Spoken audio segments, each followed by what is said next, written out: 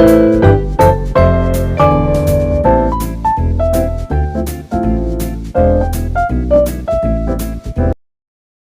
selamat pagi menjelang siang. Selamat kita kemudian siap pada saat itu beribadah kepada Tuhan dengan ibadah rumah. Shalom. Shalom. Salam sejahtera dalam kasih Tuhan Yesus Kristus. Kita kembali beribadah dan kita pasti diberkati oleh Tuhan. Bapak Ibu saudara sekalian, waktunya kita segera mulaikan ibadahnya. Dan kemudian mari kita beribadah.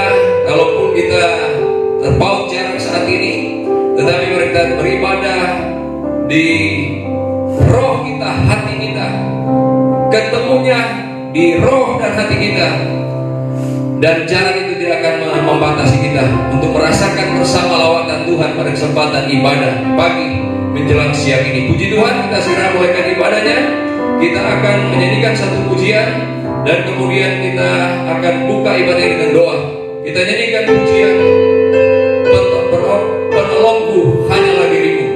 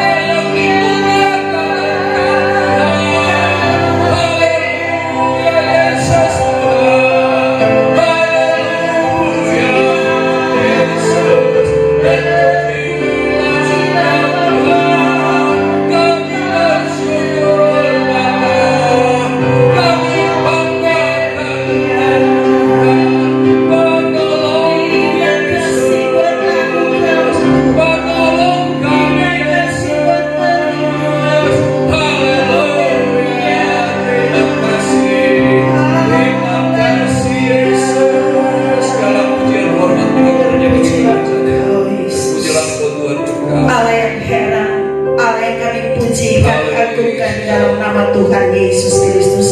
Kembali ya Tuhan, pada saat ini kami datang kepadamu Bapa dengan satu kerinduan. Kami mau memuji, memuliakan Engkau, meninggikan Engkau Tuhan dalam setiap kehidupan kami. Pada saat ini ya Bapa, siaplah kami untuk beribadah kepadamu Tuhan. Sekalipun Bapa pada saat ini kami tidak bersama-sama secara kompak dalam satu ruangan di rumah-Mu Tuhan, datang beribadah kepadamu, kami ada di rumah kami masing-masing. Tetapi Tuhan, saat ini kami persembahkan hati kehidupan kami kepada Tuhan. Engkau tilik setiap kerinduan kami Bapa.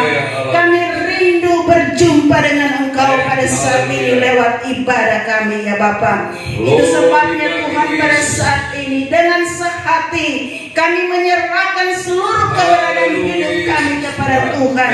Ampuni kami Bapa dari setiap kesalahan, kekurangan kami, salah dosa yang telah kami lakukan di hadapan-Mu Bapa. Bersihkan, sucikan kami Tuhan, sucikan kehidupan kami dengan darah-Mu yang ajaib dan berkuasa, sehingga kami boleh layak untuk datang menghadiri Engkau pada saat ini. Dan kami serahkan setiap pribadi, setiap rumah tangga kami Tuhan kepadamu Bapa. Kami mau beribadah Bapa dengan tujuan Engkau Allah yang dipermuliakan dalam setiap kehidupan kami, dalam setiap kehidupan rumah tangga kami. Kau berkati ibadah kami Tuhan, pimpin dari awal hingga akhirnya, biar semua terjadi bagi hormat kemuliaan nama Tuhan.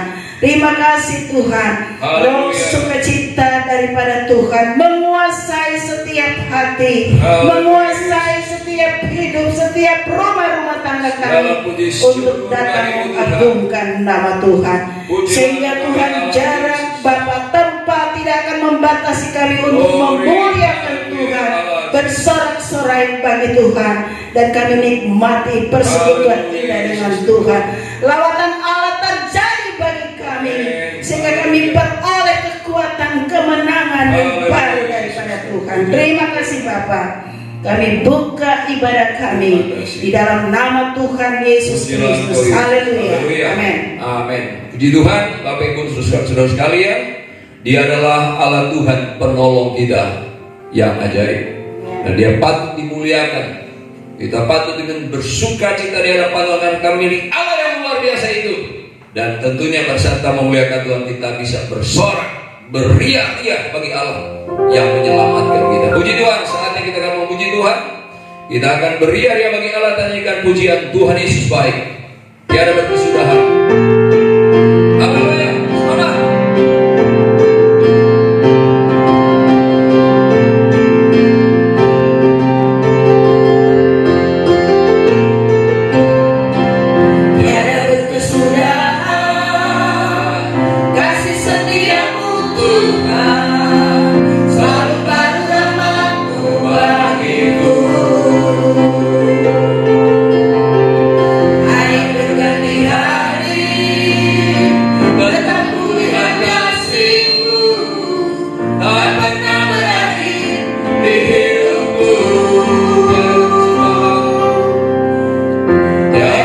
Selamat. Kasih setiamu Tuhan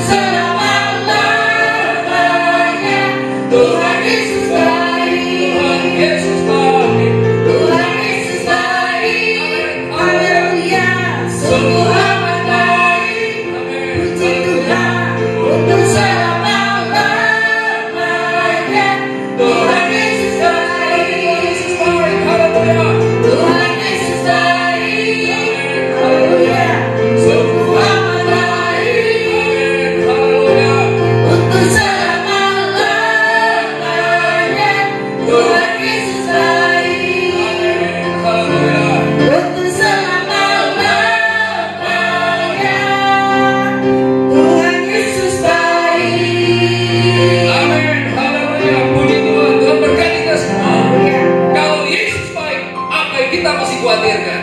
Allah bekerja dalam segala sesuatu untuk mendatangkan kebaikan bagi kita yang mengasihi Tuhan. Dan itu tidak pernah berubah.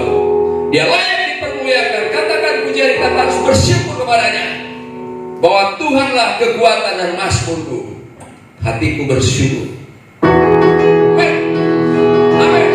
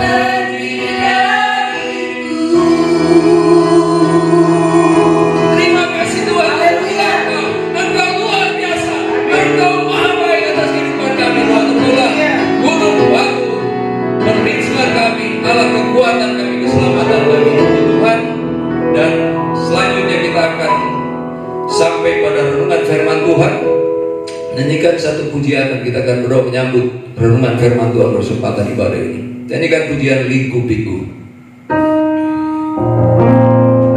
Kita punya sayang di dalam Tuhan untuk terbang atas ibadah.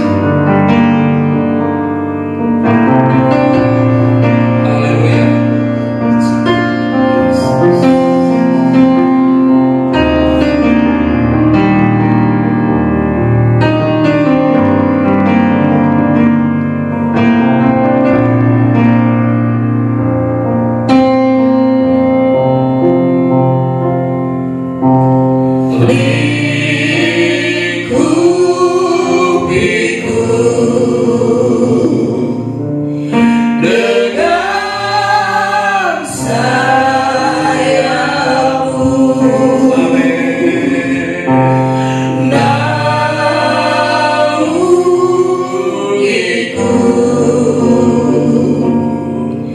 Dengan kuasa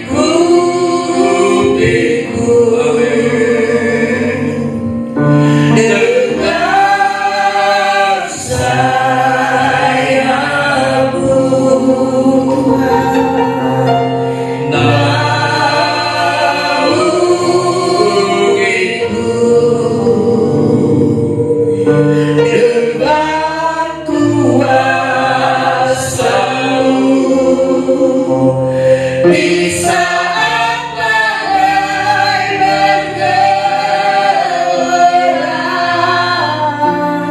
ku akan tetap bersamamu. Bapa Kau Raja atas semesta, ku teraslah Kau Allahku. Di saat badai bergelora, ku akan tetap bersamamu. Bapa Kau Raja atas semesta, ku teraslah Kau Allahku. Ku teraslah Kau Allahku. Ku teraslah Kau Allahku.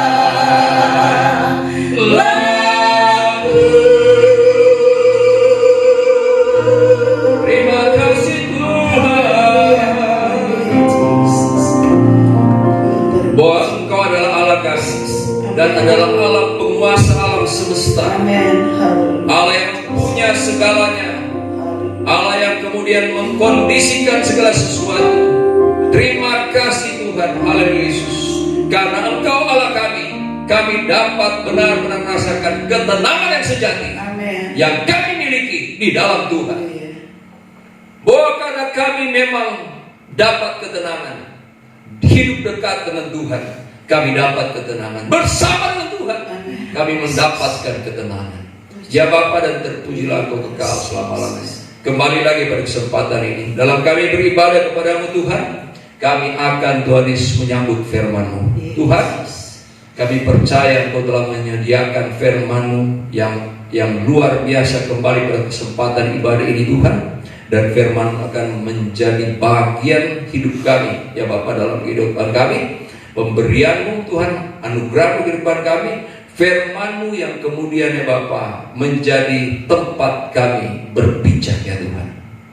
Kami berpijak pada firman-Mu yang adalah janji-janji-Mu, dan kami boleh dapat melihat kemuliaan Allah yang nyata atas kehidupan kami. Bahwa kami memiliki Allah yang adalah Allah dalam nama Tuhan Yesus Kristus, Allah satu-satunya, tidak ada yang lain. Amen. Allah kami bukan Allah yang tidak bisa berbuat apa-apa, tetapi Engkau adalah Allah yang maha agung, maha dahsyat, maha hebat Engkau Tuhan, ajaib segala perbuatan-Mu. Dan Engkau adalah Allah yang tidak pernah meninggalkan pekerjaan tangan-Mu. Kami adalah buah pekerjaan tangan-Mu Tuhan. Engkau pencuna dan kami bencana di tangan-Mu Tuhan. Kami ciptaan, bahkan kami adalah pribadi-pribadi yang telah diciptakan baru dalam Kristus. Terima kasih Tuhan, terpujilah Engkau. Dan bahwa kami melihat Allah bekerja dalam segala sesuatu, mendatangkan kebaikan bagi kami. Terima kasih Tuhan, terpujilah Engkau. Kami bangga bersyukur karena kami memiliki Allah adalah Tuhan, dan firman-Mu juga yang kami siap sambut pada saat ini. Tuhan, pakai hamba-Mu dalam keterbatasannya Tuhan, tapi dalam ketidakterbatasan firman-Mu disampaikan ya Bapa. Pakai hamba-Mu dalam hikmat dan urapan dari tempat yang maha tinggi. Berkati semua pendengaran kami, pikiran kami, hati kami, roh tubuh kami untuk menyambut firman-Mu. Terima kasih Tuhan, kami sambut firman-Mu, dan kuasa mujizat Allah ada berdaulat atas kehidupan kami, berkuasa atas kehidupan kami. Tidak ada yang perlu kami khawatirkan hidup di dunia, karena Allah kami yang memelihara kami. Kami sambut firman-Mu dengan pengucapan syukur dalam nama Tuhan Yesus Kristus. Haleluya, amin. Dan puji Tuhan, Bapak Ibu Saudara sekalian, kita kemudian sampai pada pemberitaan firman Tuhan pada saat ini. Dan firman Tuhan bagi kita pada saat ini tentang bahtera keselamatan. Pada beberapa waktu yang lalu saya juga pernah menyampaikan hal-hal yang katakanlah sebagiannya dari renungan yang saya siapkan ini tersampaikan pada waktu lalu. Tapi pada kondisinya seperti sekarang, betapa pentingnya ini kemudian kita dibekali kembali atau diingatkan kembali bahwa kita punya fasilitas yang disediakan Allah bagi kita, kehidupan kita. Bahkan ada bagian fasilitas itu Allah mau bahwa kita juga ikut serta dengannya, rancangan yang dia buat, dan kita melakukan bagian kita. Dan itu adalah tentang bahtera keselamatan yang sangat penting bagi Allah, bagi kita saat itu disampaikan untuk kita pada saat itu disampaikan kepada kita. Puji Tuhan Bapak Ibu Saudara sekalian. Dan ya, firman Tuhan bagi kita bersadaran tentang bahtera keselamatan. Kita temukan pembacaan firman Tuhan dalam kitab Kejadian pasal 6 ayat 13 sampai ayat 16. Kitab Kejadian pasal 6 ayat 13 sampai ayat 16. Saya bacakan bagi kita semua dan saudara memperhatikan. Berfirman Allah kepada Nuh, aku telah memutuskan untuk mengakhiri hidup segala makhluk, sebab bumi telah penuh dengan kekerasan oleh mereka. Jadi aku akan memusnahkan mereka bersama-sama dengan bumi. Buatlah bagimu sebuah bahtera dari kayu gofir. Bahtera itu harus kau buat berpetak-petak, dan harus kau tutup dengan pakal dari luar dan dari dalam. Beginilah engkau harus membuat bahtera itu: 300 hasta panjangnya, 50 hasta lebarnya, dan 30 hasta tingginya. Buatlah atap pada bahtera itu, dan selesaikanlah bahtera itu sampai sehasta dari atas.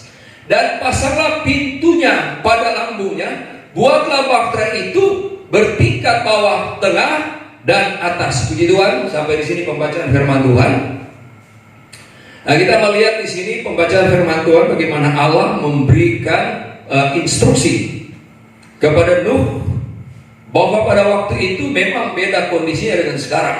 Pada waktu itu lebih dahsyat lagi, jauh lebih dahsyat, karena Allah pada waktu itu mau membinasakan seluruh bumi, semua yang bergerak di atas bumi ini, maupun semua yang bergerak di atas bumi ini.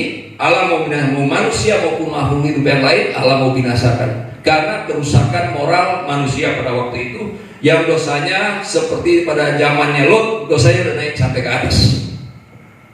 Nah, puji Tuhan, dalam rangka itu Allah kemudian tidak mungkin membinasakan orang benar.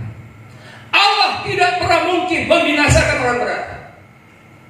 Kalaupun pada zaman itu hanya Lot sekeluarga yang benar, hanya Nuh sekeluarga yang benar di hadapan Allah, tapi Allah akan memperhitungkan secara khusus kalaupun hanya Nuh yang hidup benar di hadapan Allah, dan bahwa karena Allah tidak pernah akan membinasakan orang benar. Nah, puji Tuhan, karena perhitungan Allah itulah Allah melihat Nuh sangat berharga di matanya. Bahkan Nuh adalah kesayangannya, milik kesayangannya. Tidak mungkin milik kesayangannya ikut dibinasakan dengan orang-orang generasi yang ada pada waktu itu yang telah durhaka kepada Tuhan. Dan kemudian Allah harus memikirkan caranya, dan caranya adalah mesti ada bahtera. Dan bahtera ini bagian Allah rancangannya, Nuh pelaksananya. Dan yang memanfaatkannya adalah Nuh dan keluarganya. Sebenarnya boleh saja dengan yang lain, tapi ternyata setelah dicari yang lain yang memang mau selamat waktu itu nggak ada. Yang bisa diselamatkan waktu itu hanyalah Nuh sekeluarga. Nah, oke, puji Tuhan. Dan kemudian Tuhan datang dan menyatakan rancangannya untuk dikerjakan oleh Nuh.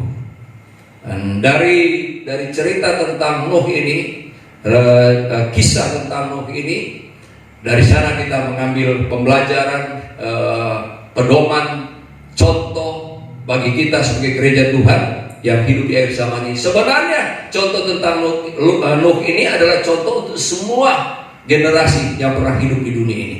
Dan sekarang untuk kita, puji Tuhan. 2 poin. Poin pertama, buatlah bahtera itu dan selesaikan. Ini poin pertama. Banyak manusia di dunia mengerti tentang konsep Tuhan ini, tetapi membuatnya tidak sampai selesai. Poin pertama ini, buatlah bahtera itu dan selesaikan. Dan di dalam hal membuat baterai ini sesuai dengan maunya Tuhan dan selesaikan itu dengan maksud seperti selanjutnya. Jangan sembarangan membuatnya. Allah sudah buat rancangan, desain, dan Allah kemudian berkehendak tidak boleh lebih kurang dari apa yang Tuhan rancangkan itu. Jangan sembarangan membuatnya. Yang pertama, pada poin pertama ini, perhatikan ukurannya. Perhatikan ukurannya. Dan dengan hal-hal yang akan terjabarkan melalui renungan firman Tuhan pada saat ini, yang pasti ini akan menumbuhkan begitu banyak orang yang memperhatikan ukurannya, tetapi yang kemudian tidak memperhatikan ukurannya, asal saja membangun, pasti terkoreksi. Dan bagusnya bertobat sadar, karena tidak akan selamat. Kalaupun juga ikut-ikutan buat bahtera.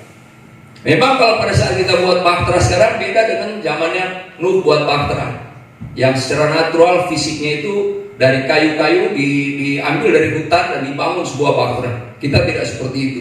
Bahtera yang kita buat sekarang yang rohani. Jadi bukan yang fisik materi, tapi kemudian bahtera yang rohani, bukan benda tapi yang rohani sekarang. Oke, puji Tuhan.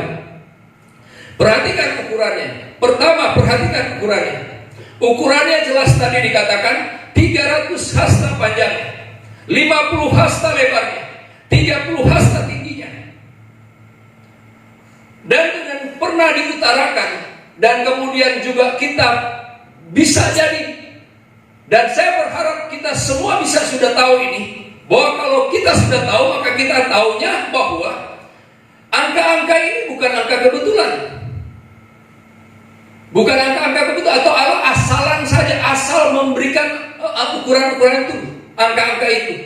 Allah bermain dengan angka juga untuk kita pelajari. Allah berbicara melalui angka untuk kita tanggap maksudnya.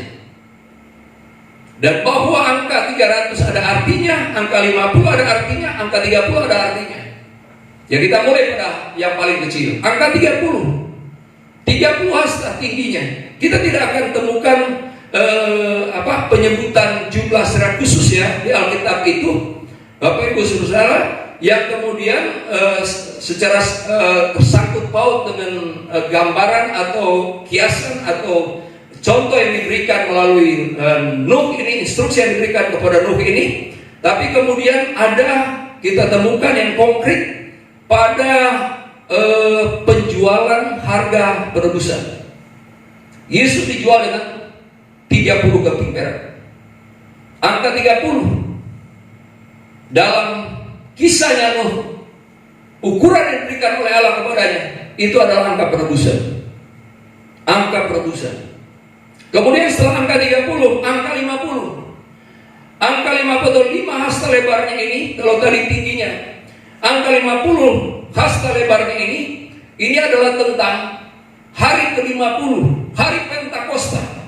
Ialah tentang Parakletos yang dinyatakan kepada manusia, Roh Kudus yang diutus, seorang penolong yang lain bagi gereja, bagi umat-umat Tuhan.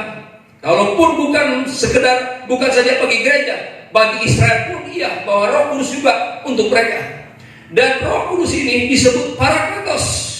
Kita memang menyebut angka 50, hari ke-50 itu hari Pentakosta itu, suruh ngasih itu hari pencurahan Roh Kudus. Penolong yang lain yang diutus secara khusus bagi kita. Tapi jangan lupa bahwa Israel juga merayakan hari Pondok Daun itu, hari ke-50 itu sesungguhnya adalah gambaran tentang hari Pentakosta itu sendiri. Pekerjaan Roh Kudus apakah pada mereka atau pada kita? Dan 50 hasta lebarnya, angka 50 adalah tentang angka Parakletos. Allah mengutus seorang penolong secara khusus bagi kita gereja Tuhan. Dan kemudian angka 300. Nah, beberapa kali ditemukan angka 300 dalam Alkitab. Angka 300 kita pernah ketemu tentang Metusalah, yang setelah 300 tahun dia setia kepada Allah dan dia diangkat hidup oleh Allah. Angka 300. 300 lagi kita pernah ketemukan. Oh ya, pada zaman Henokh ya. Bahwa Henokh diangkat hidup. Kalau Metusalah umur terpanjang ya, manusia berumur terpanjang di dunia. Tapi kalau Henokh dia hidupnya tidak panjang umur hidup di dunia, tapi kemudian dia hidup sekian dan 300 tahun dia hidup setia dengan Allah, dan kemudian dia diangkat hidup-hidup oleh Allah.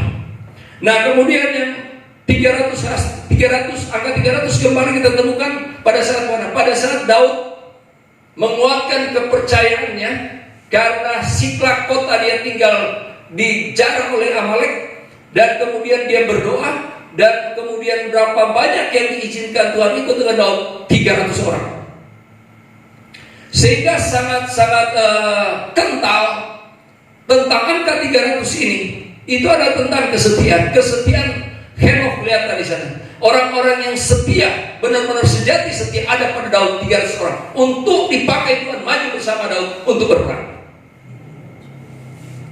Jadi angka 30 adalah angka penebusan, angka 50 adalah angka Parakletos, penolong bagi gereja, dan kemudian angka 300 adalah angka kesetiaan. Jangan buat ukuran yang lain. Jangan buat cara yang lain bahwa saya bisa selamat bukan mesti karena penebusan darah Kristus. Saya bisa buat amal supaya saya diselamatkan. Saya bisa buat jasa supaya saya bisa diselamatkan. Jangan. Yang buat ukuran lain tidak mungkin diselamatkan. Dan kemudian 50 hasta itu berbicara tentang bukan oleh kuat dan gagah, tetapi hanya oleh Roh Allah saja kita bisa selamat.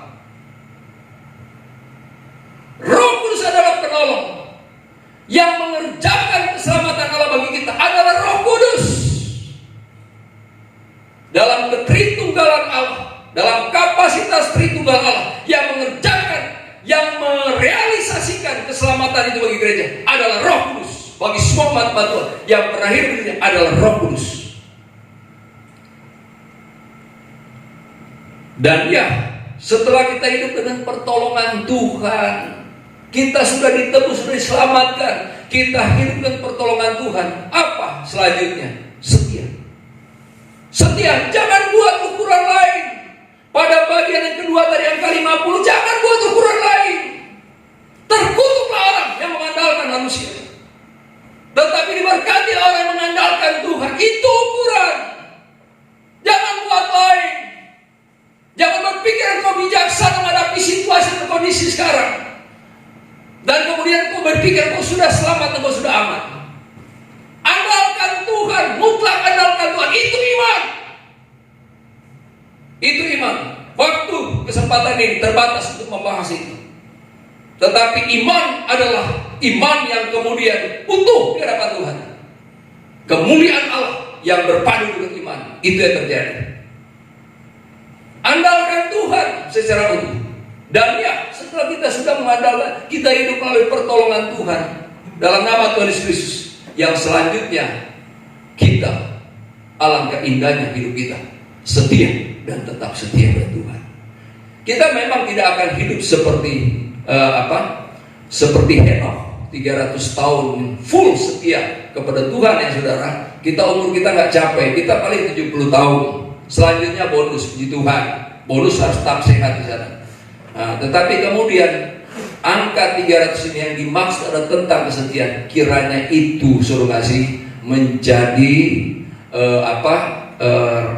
kehidupan yang nyata dalam kehidupan kita, keseharian kita, dan Allah dipermuliakan dunia dalam kesetiaan kita. Betapa Allah menyukai kesetiaan itu, saudara. Nah, oke, puji Tuhan. Itu yang harus kita perhatikan. Perhatikan yang pertama adalah ukuran. Yang kedua, perhatikan tingkatnya dan letak pintunya. Perhatikan tingkatannya dan letak pintunya. Bahwa bahtera itu dibuat 3 tingkat. Dan angka 3 ini adalah Bapa, Anak, dan Roh Kudus. Bapa dan Anak dan Roh Kudus. Dan kemudian letak pintunya itu di lambung. Sudah tahu kalau lambung itu kan ini. Kalau fisik tubuh kita itu lambung ini, tengah-tengah. Tengah-tengah. Jadi kalau tengah-tengah taruh pintu itu di lambung, jangan di bawah sana, jangan di atas, jangan di buritan, jangan di haluan. Tapi taruh itu di lambung. Dan sudah tahu lambung itu posisinya di mana? Itu tengah. Bapa, Anak, Roh Kudus. Pintu adalah Yesus. Di kemah sembahyang, imam atau siapapun Lewi yang bisa masuk ke kemah sembahyang, ada 3 pintu masuk halaman sebelum masuk bait Allah. Ada 3 pintu di sana. Pintu kiri, pintu tengah, pintu kanan. Dan 3 pintu ini tidak semua dibuka. Yang dibuka cuma 1 pintu, yaitu pintu tengah. 3 pintu kemah sembahyang itu berbicara tentang Bapa, Anak, dan Roh Kudus. Kalau mau masuk ke kemah sembahyang untuk bertemu dengan Allah, keseutuhan Allah Bapa dan Anak dan Roh Kudus, jangan melalui pintu yang memang pintu itu ditutup. Tidak mungkin orang bisa masuk ke sana. Tetapi harus melalui pintu tengah. Sama dengan di Bahtera, harus taruh pintu di lambung, jangan taruh di bagian lain. Itu bukan ukuran yang diberikan oleh Allah. Jangan buat lain. Jangan buat lain. Tapi Yesus telah berkata, Akulah jalan, kebenaran, dan hidup. Tidak ada seorang pun yang akan sampai kepada Bapa kecuali melalui Aku. Taruh pintu di lambung dan carilah pintu di lambung. Jangan cari pintu itu di tempat yang lain, di bagian yang lain. Cari pintu itu di lambung dan masuk melalui pintu itu, masuk dalam Bahtera. Ya oke, ini hal-hal yang perlu diperhatikan. Begitu banyak orang yang tidak buat 3 tingkat, yang kemudian membuat Bahtera yang tidak dengan 3 tingkat, taruh pintunya entah di mana, dan kemudian tidak dengan sesuai dengan desain rancangan Tuhan sesuai dengan ukurannya. Nah, ini poin yang pertama suruh ngasih. Dan ya, pada poin yang pertama ini, selesaikan sampai sehasta dari atas. Ada orang berusaha luar biasa, dia buat Bahtera rohaninya, tapi nggak selesai. Dia tidak setia lagi. Dia berubah setia kepada Tuhan. Ada datang air bah, orang-orang yang seperti ini yang kemudian bukannya dia. Nah, kemudian pada sekarang itu lagi luar biasa sekarang. Bermunculan manifestasi macam nggak benar tentang kondisi sekarang. Kalau bukan Tuhan yang memerintahkan, jangan katakan bahwa Tuhan yang memerintahkan. Jangan buat ukuran yang lain, buatlah ukuran yang benar sesuai dengan rancangan Tuhan. Kalau Tuhan tidak berfirman, kita berdiam diri. Kalau Tuhan berfirman, nyatakan. Itu pada poin yang pertama, selesaikan sampai sehasta dari atas dalam kesetiaan kita. Poin kedua, masuk ke dalam Bahtera itu. Setelah selesai Bahtera, jangan kemudian kita diam di luar. Ada orang, dia buat pelayanannya hebat. Orang Farisi, ahli Taurat, mereka buat pelayanan mereka hebat. Tapi saya bilang mereka tidak diselamatkan. Karena apa? Mereka mengajarkan orang lain diselamatkan, tapi mereka tidak diselamatkan. Sebab itu Yesus berkata, lakukanlah apa yang mereka ajarkan, tapi jangan lakukan apa yang mereka perbuat. Mereka hanya bisa membuat, merancang, tapi mereka tidak hidup di dalamnya. Tidak hidup seperti yang mereka ajarkan. Dan ini yang Paulus katakan yang saya sintir kemarin. Aku berjuang, tapi aku menguasai diriku supaya pada saat aku selesai, aku menemukan diriku selamat. Jangan aku mengajar, tapi aku sendiri terbuang. Nah, inilah orang-orang paling dalam Taurat. Dan begitu banyak yang ada di dunia sana seperti itu. Duduk di bangku gereja, tapi kemudian dia bisa coba membuat, tapi salah yang dibuat. Nah, sudah dibuat juga, sudah rampung, tapi kemudian tidak mau masuk di dalamnya. Masuk di dalam Bahtera itu. Siapa Bahtera itu? Dan apa Bahtera itu? Haleluya dalam nama Yesus. Lanjut. Beradalah dalam Bahtera itu selama Allah menghukum dunia. Beradalah dalam Bahtera itu selama Allah menghukum dunia. Dan siapakah dan apakah Bahtera itu? Mari kita baca ayatnya. Roma pasal 1 ayat 16. Kitab Roma pasal 1 ayat 16. Ayat ini berbunyi sebagai berikut. Sebab aku mempunyai keyakinan kokoh dalam Injil. Karena Injil adalah kekuatan Allah yang menyelamatkan setiap orang yang percaya. Pertama-tama orang Yahudi, tetapi juga orang Yunani. Orang Yahudi ya orang Israel, orang Yunani mewakili orang Yunani kita semua. Maksudnya bangsa yang tadinya kafir, tetapi sekarang bukan lagi kafir, telah dikasih karunia menjadi umat Allah, milik kesayangan Allah. Umat yang dipanggil, makanya kita disebut gereja, eklesia, yang dipanggil di kegelapan yang kafir tadi, menjadi umat kesayangan Tuhan, imamat yang berkerajaan. Oke. Nah, Kita sudah membaca ayatnya, Injil, saudara. Dulu waktu Nuh buat bahtera itu adalah firman Allah yang disampaikan ke dia secara langsung. Buat bahtera itu sekian 30, 50, 100. 3 tingkat, taruh pintu di lampu. Sekarang bahtera kita adalah Injil. Injil yang sejati, yang sesungguhnya dari Allah, bukan Injil yang lain. Buatlah bahtera dari bahan-bahan Injil itu sendiri. Seperti Nuh pergi ke hutan dan kita ke Injil, ambil bahan-bahan di sana, bangun bahtera iman kita di situ. Dan dia seperti rancangan Tuhan. Israel ditentukan Allah untuk membangun bahtera berdasarkan hukum Taurat, dan mereka memang bisa selamat. Karena Taurat itu adalah bahtera keselamatan, Injil adalah bahtera keselamatan untuk gereja. Nah, oke, puji Tuhan, Bapak Ibu Saudara sekalian. Dan kemudian sesungguhnya 3 tingkat, bahtera itu menjadi 3 tingkat yang kita temukan pada Injil, yang kemudian Israel temukan pada Taurat, yang kemudian Nuh temukan pada mulut Allah yang berfirman secara langsung padanya. Dan jadilah itu 3 tingkat, Bapa, Anak, dan Roh Kudus, dan masuk di dalamnya. Dan ya, kita ada di dalam Bapa dan Anak dan Roh Kudus. Berada pada bahtera keselamatan itu kita berarti sesungguhnya berada pada Bapa, berada di dalam Bapa dan Anak dan Roh Kudus. Dan inilah iman yang sesungguhnya.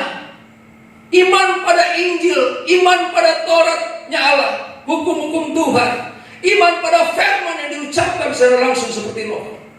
Dan kemudian dengan iman inilah hidup di dalam Tuhan. Apa yang perlu dikhawatirkan?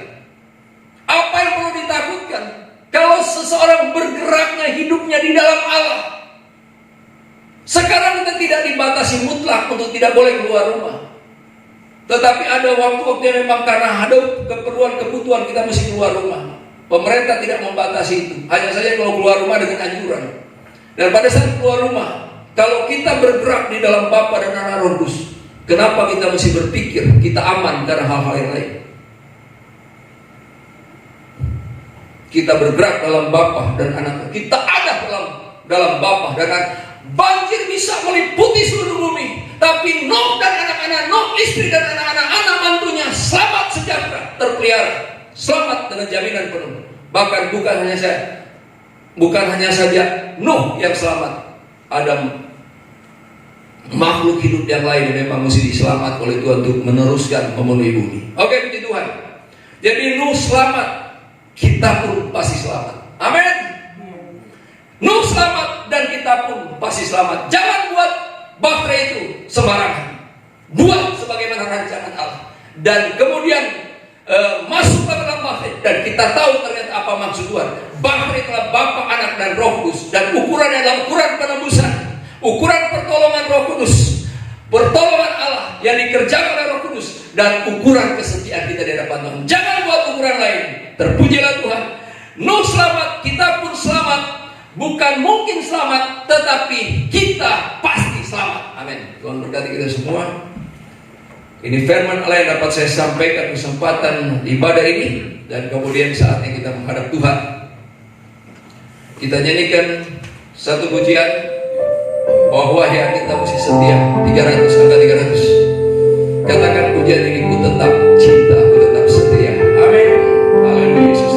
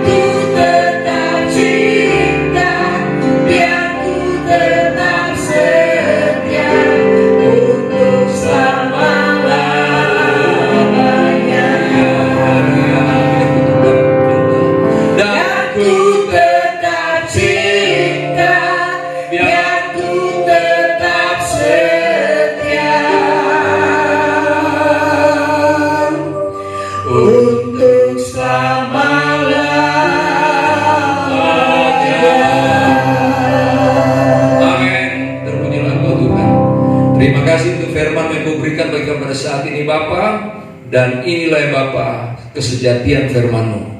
Engkau sesungguhnya menganjurkan kami untuk membuat bahtera keselamatan. Ini adalah kiasan. Kau telah menyelamatkan kami sesungguhnya Tuhan, tetapi Engkau juga mengatakan bahwa kerjakan keselamatan dengan takut dan gentar. Ada bagian yang harus kami lakukan. Tuhan telah melakukan bagiannya, dan ada rancangan yang Tuhan buat untuk setiap kami bisa selamat dari semua keadaan kondisi yang bisa terjadi di akhir zaman ini. Yang kami harus buat dalam bahtera keselamatan, bukan seperti yang dibuat oleh Lut di atas gunung, oleh Nuh di atas gunung dengan kayu-kayu alamiah, tetapi kami harus buat bahtera di atas gunung kehidupan kerohanian iman kami dengan bahan-bahan kayu-kayu rohani dari Injil-Mu untuk kami gereja Tuhan. Terima kasih dan terpujilah Engkau Tuhan, dan taulah kami bahwa kami bisa selamat dari apapun juga, sekalipun seperti banjir bah yang pernah terjadi. Kami selamat karena kami memiliki bahtera keselamatan. Ternyata bahtera keselamatan itu Tuhan adalah tentang penebusan-Mu, adalah tentang Tuhan Yesus pertolongan, dan adalah tentang ya Bapa kesetiaan kami kepada Tuhan. Haleluya Yesus. Dua pada Allah, satu pada kami. Penebusan dan pertolongan ada pada Allah bagi kami, dan kesetiaan itu harus ada pada kami. Tetapi kemudian kita dapat melihat kesetiaan Allah dalam pertolongan Allah yang ajaib selama-lamanya. Allah tidak akan pernah meninggalkan kami. Terima kasih Tuhan atas firman-Mu yang kemudian dapat membekali kami kembali ke saat ini untuk kami melanjutkan hari kami selanjutnya.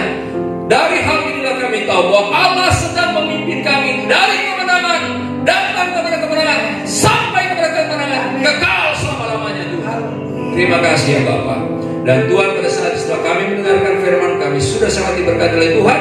Kembali pada saat kau yang sakit sembuh dalam nama Yesus, yang lemah dikuatkan, yang susah dihiburkan, dalam berbagai permasalahan hidup ada jalan keluar bagi kita semua.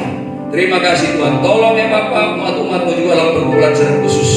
Ada yang kemudian Tuhan tidak aktif bekerja, berkurang pendapatan Tuhan Yesus ya Bapak, atau mungkin ada yang kehilangan pendapatan pada hari ini. Tuhan tolong ya Bapak, Engkau pemelihara yang sempurna dalam nama Yesus Tuhan.